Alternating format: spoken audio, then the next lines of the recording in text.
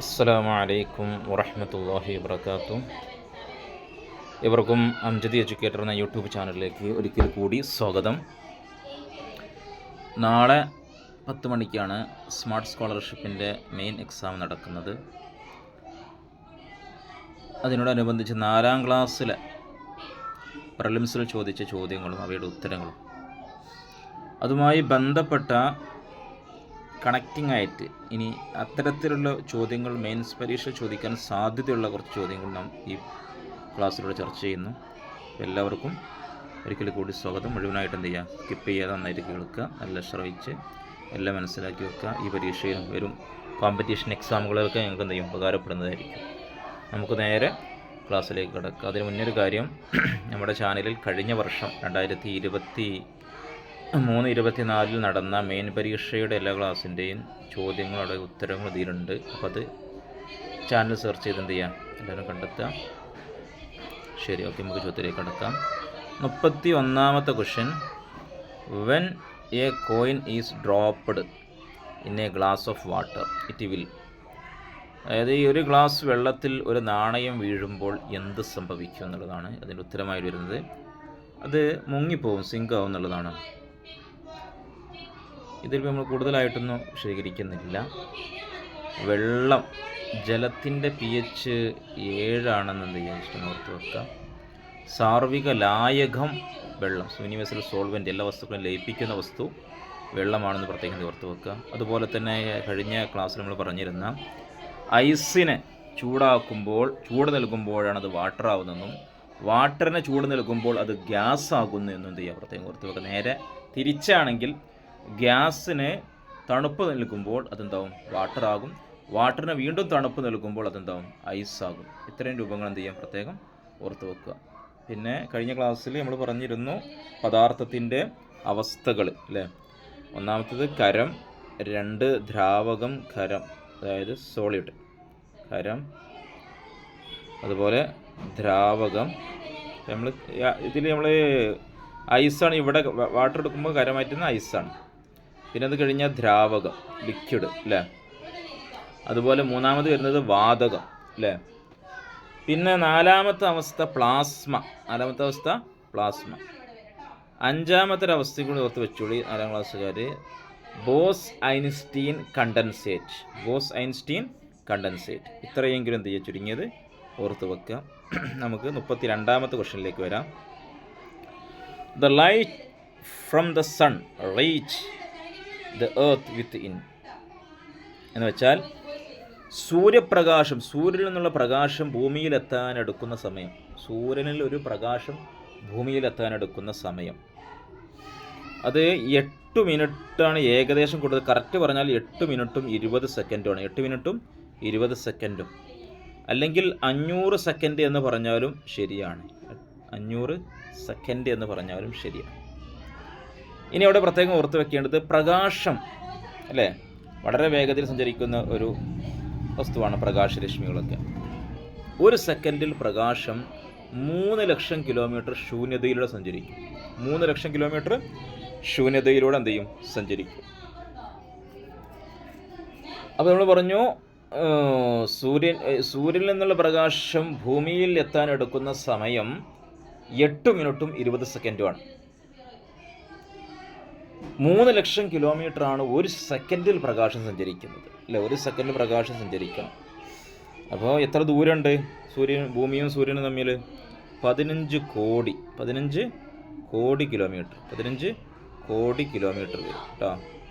ക്രോർ അല്ലേ, 15 ലാക്ക് ക്രോറാണ് ഭൂമിയും സൂര്യനും തമ്മിലുള്ള ദൂരം. അപ്പോൾ ഈ 15 ക്രോർ അല്ലെങ്കിൽ 15 കോടി കിലോമീറ്റർ ദൂരമുള്ള ഭൂമിയിലേക്ക് സൂര്യനിൽ നിന്നുള്ള പ്രകാശം എത്തണമെങ്കിൽ എത്ര മിനിറ്റ് മതി? 8 മിനിറ്റും 20 സെക്കൻഡും മതി. 500 സെക്കൻഡ് മതി. കാരണം എന്താ, ഇത്രയും കോടി കിലോമീറ്റർ ദൂരമുണ്ടെങ്കിലും പ്രകാശം 8 മിനിറ്റ് 20 സെക്കൻഡ് കൊണ്ട് എത്താൻ കാരണം പ്രകാശത്തിന് അത്രയും വേഗതയുണ്ട് അല്ലേ. എത്ര 1 സെക്കൻഡിൽ പ്രകാശം 3 ലക്ഷം കിലോമീറ്റർ സഞ്ചരിക്കും. ഇനി ഇവിടെ ചോദ്യം, ചന്ദ്രനിൽ നിന്ന് പ്രകാശം ഭൂമിയിലെത്താനാണെങ്കിൽ 1.3 സെക്കൻഡാണ് പറയാറുള്ളത്. 1.3 സെക്കൻഡ്. ഒരു സെക്കൻഡിൻ്റെ 10 ഭാഗമാക്കിയാൽ 3 ഭാഗം കേട്ടോ, അത്രയൊക്കെ പറയാം. 1.3 സെക്കൻഡാണ് ചന്ദ്രനിലുള്ള പ്രകാശം, മൂണിലുള്ള പ്രകാശം ഏർത്തിലെത്താൻ എടുക്കുന്ന സമയം. ഇത്രയെങ്കിലും മനസ്സിലായി എന്ന് വിചാരിക്കുന്നു. ഇനി നമുക്ക് അടുത്ത ക്വസ്റ്റ്യനിലേക്ക് വരാം. 33. Number of colours in sunlight. സൂര്യപ്രകാശത്തിൽ എത്ര നിറങ്ങളുണ്ട് എന്നുള്ളതാണ്. 7 നിറങ്ങളാണ്. നമ്മൾ സാധാരണഗതിയിൽ പറയാറുണ്ട് വിബ്ജിയോർ അല്ലേ, വയലറ്റ്, ഇൻഡിഗോ, ബ്ലൂ അല്ലേ, ഗ്രീൻ, യെല്ലോ, ഓറഞ്ച്, റെഡ് അല്ലേ, ഓറഞ്ച്, റെഡ്.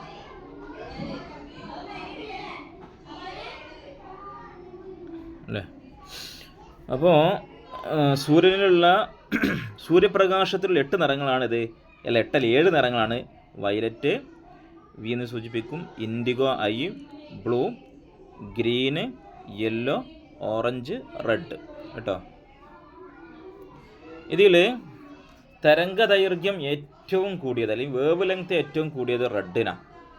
എന്ന് പറഞ്ഞാൽ ഒരുപാട് ദൂരം അതെന്ത് ചെയ്യും, അത് സഞ്ചരിക്കാൻ എന്ത് ചെയ്യും, അതിൻ്റെ ആ ഒരു ഈ വിസരണം കൂടുതൽ സംഭവിക്കാതെ കൂടുതൽ ദൂരത്തേക്ക് എന്ത് ചെയ്യും സഞ്ചരിക്കാൻ കഴിയും കേട്ടോ. വിസരണം വേവ് ലെങ്ത് തരംഗദൈർഘ്യം ഏറ്റവും കുറവ് ഇതിനാണ്, വയലറ്റിനുമാണ് കേട്ടോ.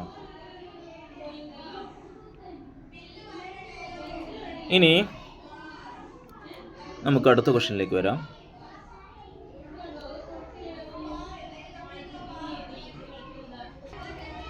34ാമത്തെ question. Which is the rarest blood group in human? മനുഷ്യനിൽ ഏറ്റവും അപൂർവമായ രക്തഗ്രൂപ്പ് ഏത് എന്നുള്ളതാണ്. ഏറ്റവും അപൂർവം എന്ന് പറഞ്ഞാൽ വളരെ കുറച്ച് ആളുകളിൽ മാത്രം കാണുന്ന രക്തഗ്രൂപ്പ്.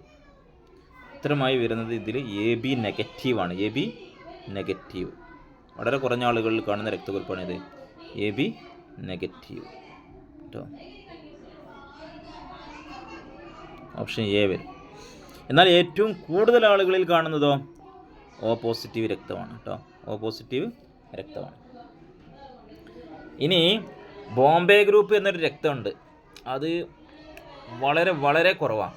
സാധാരണ നമ്മൾ പ്രമുഖമായ രക്തഗ്രൂപ്പുകളായ A, B അതുപോലെ തന്നെ AB, O എന്നീ ഗ്രൂപ്പുകൾ കൂട്ടാത്ത വളരെ വളരെ റയർ, ഈ AB നെഗറ്റീവിനെക്കാട്ടി കുറവ്, അത്രയും കുറഞ്ഞ ആളുകൾ മാത്രം കാണുന്നൊരു രക്തഗ്രൂപ്പാണ് ബോംബെ ഗ്രൂപ്പ് എന്നുള്ളത് കേട്ടോ. അത് അങ്ങനെ ഒരു ചോദ്യം വന്നാൽ മാത്രം ഈ ഓപ്ഷനിൽ ബോംബെ ഗ്രൂപ്പ് ഉണ്ടെങ്കിൽ ഉത്തരമായി ബോംബെ ഗ്രൂപ്പാണ് വരിക. അത് ഇതിലില്ലല്ലോ, അത്രയും റയറാണത് കേട്ടോ. പിന്നീട് കണ്ടെത്തിയ സംഭവമൊക്കെയാണത്. ഇനി ഇതിൽ പ്രധാനമായി മനസ്സിലാക്കേണ്ട ഒരു വിഷയം, എല്ലാ ആളുകൾക്കും കൊടുക്കാൻ പറ്റിയ രക്തം ഏതാളുകൾക്കും എന്ത് ചെയ്യുക കൊടുക്കാം. അതായത് യൂണിവേഴ്സൽ ഡോണർ, സാർവിക ദാതാവ് എന്നറിയപ്പെടുന്ന രക്തഗ്രൂപ്പമാണിത്. O രക്തഗ്രൂപ്പ് കേട്ടോ. O രക്തഗ്രൂപ്പാണ് യൂണിവേഴ്സൽ ഡോണർ എന്നറിയപ്പെടുന്നത്. അതുപോലെ സാർവിക സ്വീകർത്താവ്, യൂണിവേഴ്സൽ റെസിപ്പിയൻറ്റ് എന്നറിയപ്പെടുന്ന എല്ലാവർക്കും സ്വീകരിക്കാൻ പറ്റിയ രക്തഗ്രൂപ്പ് അതേതാ, എല്ലാവരും രക്തം സ്വീകരിക്കുന്ന രക്തഗ്രൂപ്പ് അതേതാ, AB ആണ്. AB രക്തഗ്രൂപ്പാണ് യൂണിവേഴ്സൽ സാർവിക സ്വീകർത്താവ് എന്നറിയപ്പെടുന്നത് AB രക്തഗ്രൂപ്പ്. അതുപോലെ AB എന്ന രക്തഗ്രൂപ്പിൽ എന്തില്ല, ആൻറ്റിബോഡികൾ ഉണ്ടാവില്ല. അതുപോലെ O എന്ന രക്തഗ്രൂപ്പിൽ ആൻറ്റിജനും ഉണ്ടാവില്ല. ആൻറ്റിജൻ്റെ കണക്കനുസരിച്ചാണ് ഏത് ആൻറ്റിജനാണ് ഉള്ളത്, അതനുസരിച്ചാണ് എന്താകുന്നത് ഓരോ രക്തഗ്രൂപ്പും തീരുമാനിക്കുന്നത് ആൻറ്റിജൻ കേട്ടോ. അപ്പോൾ ആൻറ്റിബോഡി ഇല്ലാത്ത രക്തഗ്രൂപ്പ്, ആൻറ്റിബോഡി AB ഇല്ല, ആൻറ്റിബോഡി ഇങ്ങനെ ഈ രൂപത്തിൽ ഇല്ല എന്നുള്ളത് കേട്ടോ. ആൻറ്റിബോഡി ഇല്ലാത്ത AB-യിലാണ്. AB-യിൽ ആൻറ്റിബോഡി ഇല്ല. O ഗ്രൂപ്പിൽ ആൻറ്റിജനും ഇല്ല കേട്ടോ എന്നൊരു മനസ്സിലാക്കി. ഇതെല്ലാവർക്കും യൂണിവേഴ്സൽ ഡോണർ, സാർവിക ദാതാവ് എന്നറിയപ്പെടുന്ന O ഗ്രൂപ്പ്, സാർവിക സ്വീകർത്താവാണ് AB ഗ്രൂപ്പ് കേട്ടോ. ഇത്രയെങ്കിലും ചുരുങ്ങിയത് എന്ത് ചെയ്യുക മനസ്സിലാക്കുക. പിന്നെ രക്തഗ്രൂപ്പ് കണ്ടെത്തിയ വ്യക്തിയുടെ പേര് കാൾ ആൻഡ് സ്റ്റൈനർ ആണെന്ന് എന്ത് ചെയ്യുക മനസ്സിലാക്കുക. വിറ്റാമിൻ കണ്ടെത്തിയ കാസിമർ ഫങ്കാണ്. വിറ്റാമിനെ കണ്ടെത്തിയെന്ന് പറയാൻ ചിലപ്പോൾ പേര് ഇതിന്ന് പറയാറുണ്ട്.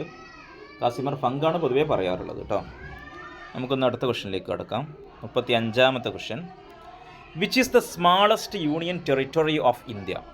ഇന്ത്യയിലെ ഏറ്റവും ചെറിയ കേന്ദ്രഭരണ പ്രദേശം ഏത് എന്നുള്ളതാണ്. ഇന്ത്യയിലെ ഏറ്റവും ചെറിയ കേന്ദ്രഭരണ പ്രദേശം ആദ്യമായി മനസ്സിലാക്കി വെക്കുക. അതിൽ ഉത്തരമായി വരുന്നത് ലക്ഷദ്വീപാണ് കേട്ടോ. ലക്ഷദ്വീപിൻ്റെ തലസ്ഥാനം കവരത്തിയാണ്.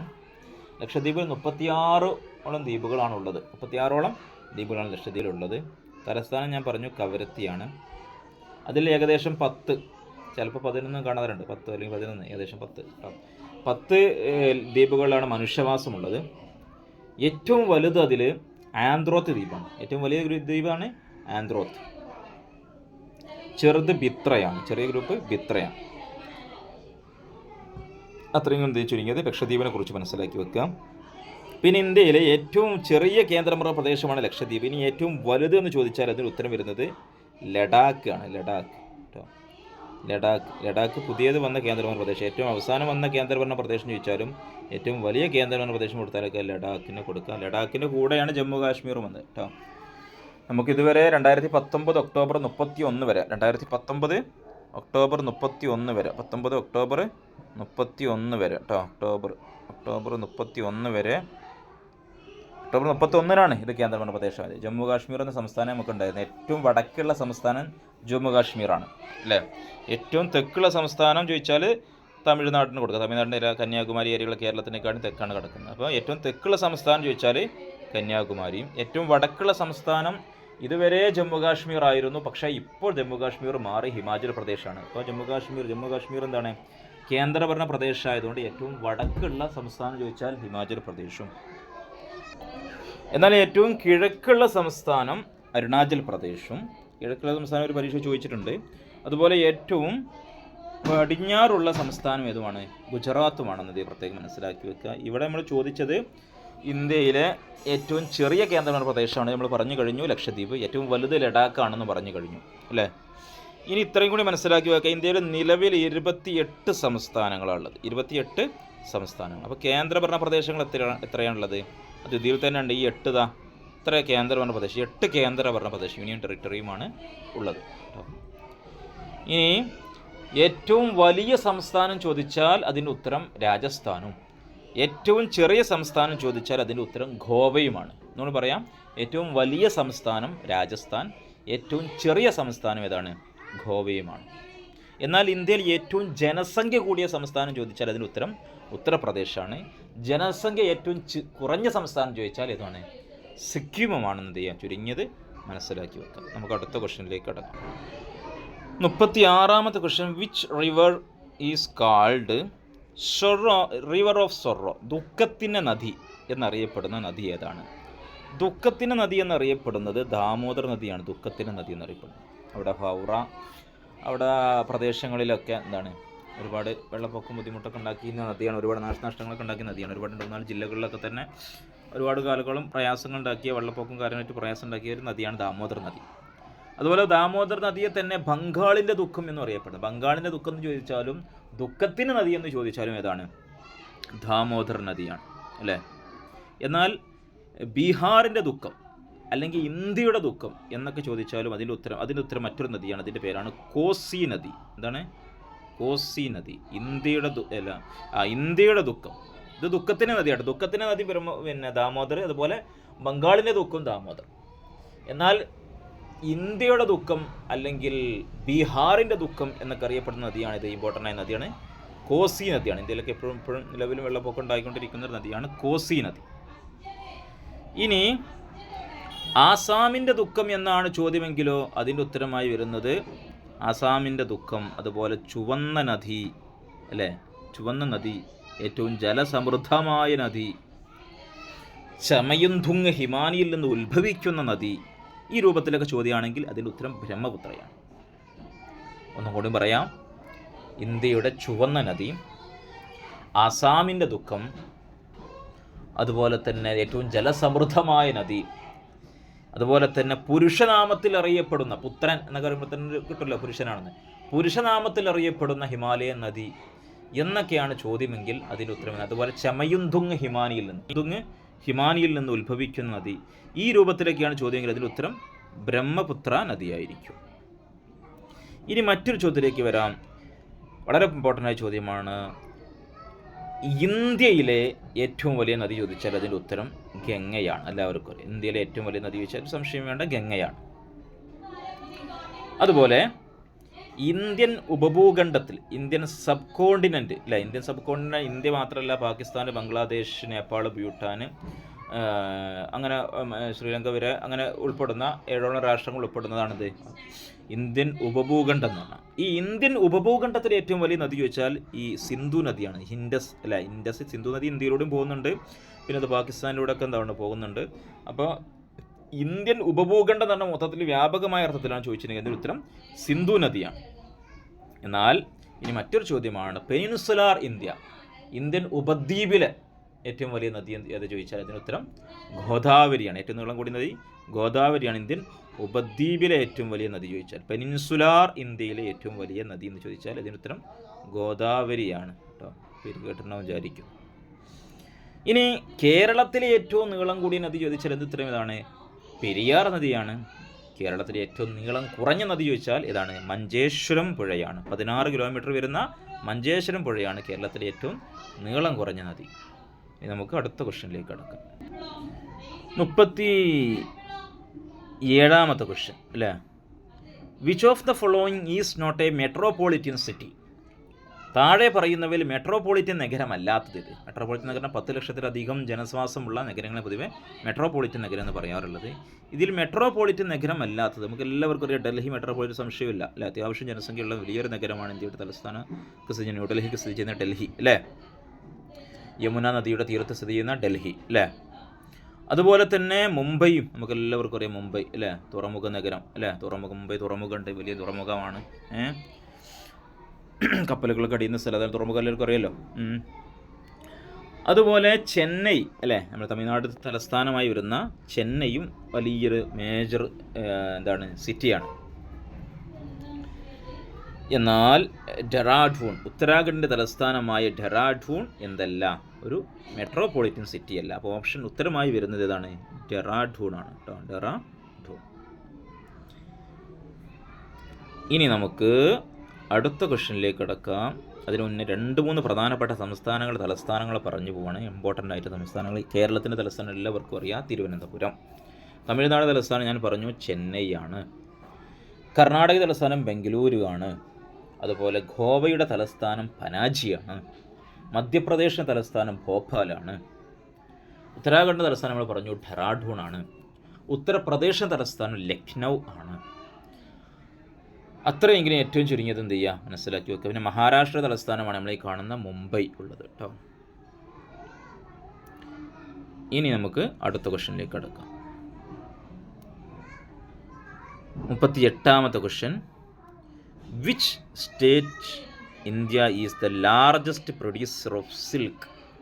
സിൽക്ക് നിർമ്മാണം അല്ലെങ്കിൽ പട്ട് അല്ലേ, പട്ട് അല്ലെങ്കിൽ സിൽക്ക് ഇന്ത്യയിൽ ഏറ്റവും അധികം സിൽക്ക് ഉൽപ്പാദിപ്പിക്കുന്ന സംസ്ഥാനം ഏതാണെന്ന് ചോദിച്ചാൽ ഉത്തരം ഏതാണ്? അത് കർണാടകയാണ്. ഏതാണ്? കർണാടക അല്ലേ, നമ്മുടെ സംസ്ഥാനമാണ്. കർണാടക പട്ട് മാത്രമല്ല, ഇന്ത്യയിൽ ഏറ്റവും കൂടുതൽ കുരുമുളക് ഉൽപ്പാദിപ്പിക്കുന്ന സംസ്ഥാനം ചോദിച്ചാലും, കുരുമുളക് അല്ലേ, കുരുമുളക് ഉൽപ്പാദിപ്പിക്കുന്ന സംസ്ഥാനം ചോദിച്ചാലും, സ്വർണം ഉൽപ്പാദിപ്പിക്കുന്ന സംസ്ഥാനം ചോദിച്ചാലും, എന്താണ് സ്വർണം ഉൽപ്പാദിപ്പിക്കുന്ന സംസ്ഥാനം ചോദിച്ചാലും ഒക്കെ ഉത്തരമായി വരുന്ന ഏതാണ്? കർണാടകയാണ്. മാത്രമല്ല കാപ്പി, കർണാടകത്തിന് കാണ്ടല്ലോ, കാപ്പി ഉൽപ്പാദിപ്പിക്കുന്ന സംസ്ഥാനം ചോദിച്ചാലൊക്കെ എന്താണ്? കർണാടകയാണ്. അപ്പോൾ എന്തൊക്കെയാണ് പറഞ്ഞത്? ഇന്ത്യയിൽ ഏറ്റവും കൂടുതൽ കുരുമുളക് ഉൽപ്പാദിപ്പിക്കുന്ന, സ്വർണം ഉൽപ്പാദിപ്പിക്കുന്ന, കാപ്പി ഉൽപ്പാദിപ്പിക്കുന്ന, സിൽക്ക് ഉൽപ്പാദിപ്പിക്കുന്ന സംസ്ഥാനം ഏതാണ്? അത് കർണാടകയാണ്. എന്ത് ചെയ്യുക? ഉറപ്പിച്ച് വെക്കുക കേട്ടോ. ഇതിൽ മാത്രമല്ല പല പരീക്ഷകൾക്കും നിങ്ങൾക്ക് ഉപകാരപ്പെടും. ഇനി ഇന്ത്യയിൽ നമ്മൾ കാപ്പി കർണാടകം പറഞ്ഞാൽ ഇന്ത്യയിൽ ഏറ്റവും കൂടുതൽ ചായ, ടീ ഉൽപ്പാദിപ്പിക്കുന്ന സംസ്ഥാനം, അല്ലെങ്കിൽ ടീ ആകൃതിയുള്ള സംസ്ഥാനം, അല്ലെങ്കിൽ ദിസ്പൂർ തലസ്ഥാനമായ സംസ്ഥാനം, ഗുവാഹത്തി എന്ന പ്രസിദ്ധമായ പട്ടണം സ്ഥിതി ചെയ്യുന്ന സംസ്ഥാനം അല്ലേ, മാനസ് എന്ന വന്യജീവി സങ്കേതം സ്ഥിതി ചെയ്യുന്ന സംസ്ഥാനം. ഇങ്ങനെയൊക്കെ ചോദിച്ചാൽ അതിൻ്റെ ഉത്തരമായിട്ട് വരുന്ന ഏതാ? അതാണ് ആസാം കേട്ടോ. ഏറ്റവും കൂടുതൽ ചായ, ടീ ഉൽപ്പാദിക്കുന്ന സംസ്ഥാനം, അല്ലെങ്കിൽ ടീ ആകൃതിയിലുള്ള സംസ്ഥാനം എന്നൊക്കെ ചോദിച്ചാൽ അതിൻ്റെ ഉത്തരം ഏതാണ്? ആസാമാണ് അതിൻ്റെയൊക്കെ ഉത്തരം. ദിസ്പൂരാണ് തലസ്ഥാനം. അതുപോലെ തന്നെ ഗുവാഹത്തി എന്ന പ്രസിദ്ധമായ നഗരം, പട്ടണം സ്ഥിതി ചെയ്യുന്നത് ഒക്കെ എവിടെയാണ്? ആസാം എന്ന സംസ്ഥാനത്താണ് കേട്ടോ. ഇനി നോക്കൂ, കാശ്മീർ. കാശ്മീർ എന്തിനു ഉൽപ്പാദനം ചോദിച്ചാൽ പ്രധാനമായിട്ട് നമുക്കൊന്നറിയാം, ഏറ്റവും ആപ്പിൾ അത്യാവശ്യം അവിടെ ഉണ്ട്. പക്ഷേ ആപ്പിൾ ഏറ്റവും കൂടുതൽ ഉൽപ്പാദിപ്പിക്കുന്ന സംസ്ഥാനം ചോദിച്ചാൽ ഹിമാചൽ പ്രദേശാണ്. ഷിംല തലസ്ഥാനമായി വരുന്ന ഹിമാചൽ പ്രദേശാണ് ഏറ്റവും കൂടുതൽ ആപ്പിൾ ഉൽപ്പാദിപ്പിക്കുന്നത്. ഏറ്റവും വടക്ക് ഭാഗത്തുള്ള സംസ്ഥാനം നമ്മൾ ഹിമാചൽ പ്രദേശിൻ്റെ പറഞ്ഞു അല്ലേ. അപ്പോൾ ഏറ്റവും വടക്കുള്ള സംസ്ഥാനം ഹിമാചൽ പ്രദേശ്, ഏറ്റവും കൂടുതൽ ആപ്പിൾ ഉൽപ്പാദിപ്പിക്കുന്ന സംസ്ഥാനം ഹിമാചൽ പ്രദേശ്, കാശ്മീർ അല്ല. കാശ്മീർ ഇപ്പോൾ സംസ്ഥാനം അല്ലല്ലോ. അതുപോലെ ഷിംല തലസ്ഥാനമായി വരുന്നത് എവിടെയാണ്? ഹിമാചൽ പ്രദേശാണ്. കാശ്മീരിലെ കുങ്കുമ കൃഷി ഏറ്റവും കൂടുതൽ എവിടെ വെച്ചാൽ കാശ്മീരിലാണ്. കുങ്കുമം കൃഷി ചെയ്യുന്നത് ഏറ്റവും കൂടുതൽ എവിടെയാണ്? കാശ്മീരിലാണ് കേട്ടോ.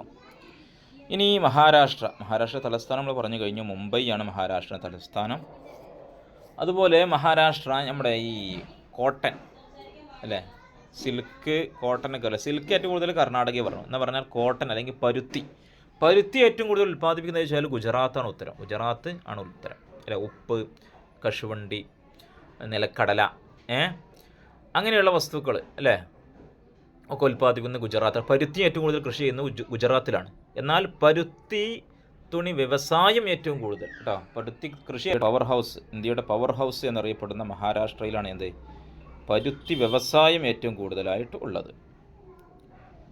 ഇനി നമുക്ക് 39ാമത്തെ ക്വസ്റ്റ്യനിലേക്ക് കടക്കാം. What is the colour of blood of cockroach? പാറ്റയുടെ രക്തത്തിൻ്റെ നിറം എന്താണെന്നുള്ളതാണ്. കളർലെസ് ആണ്, കളർ ഇല്ല എന്നുള്ളതാണ്. ഒരു നിറവും ഇല്ല അല്ലേ. നമ്മുടെ മനുഷ്യരുടെയൊക്കെ രക്തത്തിൻ്റെ നിറം എന്താണ്? ചുവപ്പാണ്. അതിന് ചുവപ്പ് നിറം നൽകുന്ന വസ്തുവാണ് ഹീമോഗ്ലോബിൻ.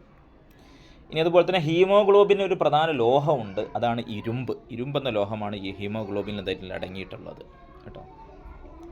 അത്രയും ചുരുങ്ങി എന്ത് ചെയ്യുക, മനസ്സിലാക്കി വെക്കാം. ഓക്കെ, നമുക്ക് അടുത്ത ക്വസ്റ്റ്യനിലേക്ക് കടക്കാം. 40ാമത്തെ ക്വസ്റ്റ്യൻ.